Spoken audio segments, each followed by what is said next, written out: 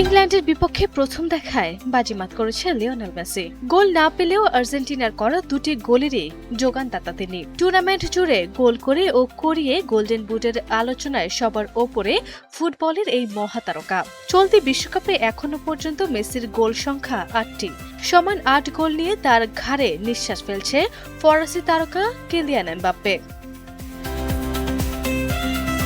ফিফার নিয়ম অনুযায়ী টুর্নামেন্ট শেষে যদি একাধিক ফুটবলের গোল সমান থাকে তাহলে সবার আগে বিবেচনায় আনা হয় অ্যাসিস্টের সংখ্যা, যেখানে এখনো পর্যন্ত এমবাপ্পেকে পেছনে ফেলেছেন মেসি।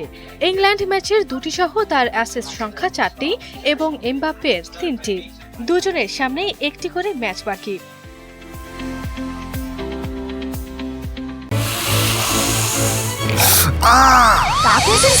সেন্সিটিভিটি আমার নাই, আছে হোয়াইট প্লাস প্রো সেন্সিটিভ। দাঁতের সেন্সিটিভিটি বলে খান মন খুলে। বিশ্বকাপের ফাইনালে মেসির আর্জেন্টিনা খেলবে স্পেনের বিপক্ষে। তৃতীয় স্থান নির্ধারণী ম্যাচে এমবাপ্পের ফ্রান্স নামবে ইংল্যান্ডের বিপক্ষে। যদি গোল ও অ্যাসিস্ট সমান হয় তাহলে বিবেচনায় আসবে খেলার মোট সময়। যে ফুটবলার কম মিনিট খেলবেন গোল্ডেন বুটের লড়াইয়ে তিনি এগিয়ে থাকবেন। মেসি ও এমবাপ্পের সঙ্গে গোল্ডেন বুটের লড়াইয়ে তৃতীয় নাম আর্লিং হল্যান্ড।